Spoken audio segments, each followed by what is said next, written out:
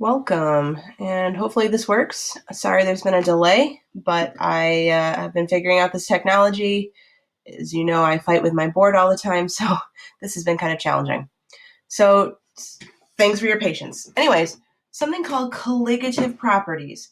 Properties of solutions, again, solute, solvent, that depend only on the concentration of particles, not the type of particles that are present. So we're going to be doing things like noticing changes in boiling point, making them higher than normal. It's called boiling point elevation. And dissolving a solute is going to make your normal freezing point lower than normal, which is called freezing point depression. In order to figure out how much these changes are going to occur, we need to understand something called dissociation. Dissociation is the opposite of association. Now, an association is a group where people come together. Dissociation is the opposite when we break apart. So these are ionic solids breaking apart into ions. So let's see. An ionic solid, of course, you know, is a metal and nonmetal. By the way, I'm writing with my mouse. You're going to hear clicking. It's not the best, but we'll make the best of it. So only ionic, metal and nonmetals, are going to break apart into their respective ions. So remember when we wrote a formula, we took, the cation first, anion second, crisscross your charges to get a final formula.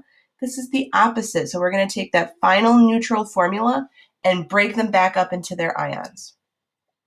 Things that are molecular, remember that means covalent. These are not going to dissociate. So anything that has just nonmetals sharing electrons will not dissociate.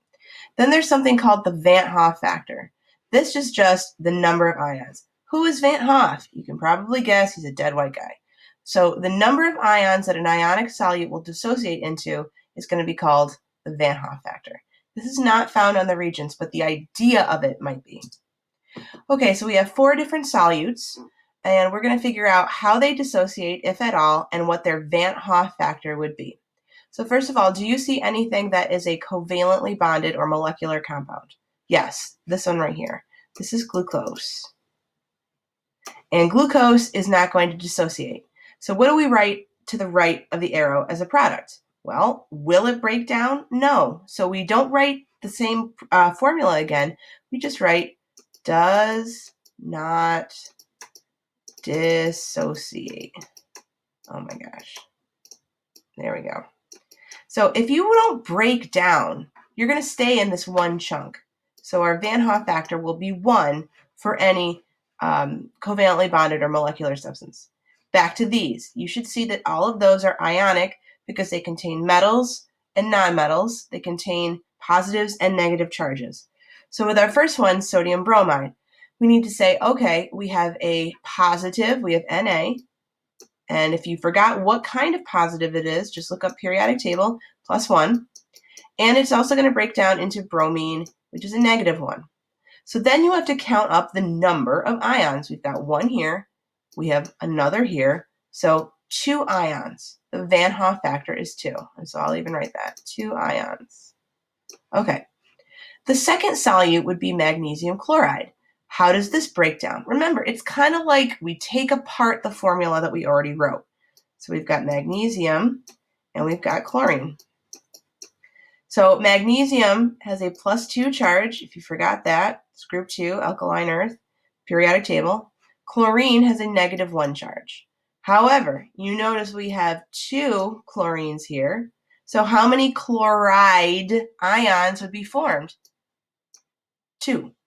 So when we talk about number of ions, we have 1 here, 2 here, so 1 plus 2 is 3. Van Hoff factor is 3 ions in solution. So if we were going to compare sodium bromide to magnesium chloride, which of those is going to raise our boiling point more? It's going to be the one with more ions. It would be magnesium chloride. Which of these is going to lower the freezing point more?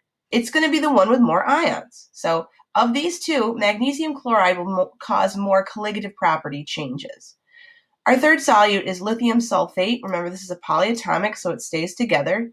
So when we break it apart, we have Li +1 and sulfate.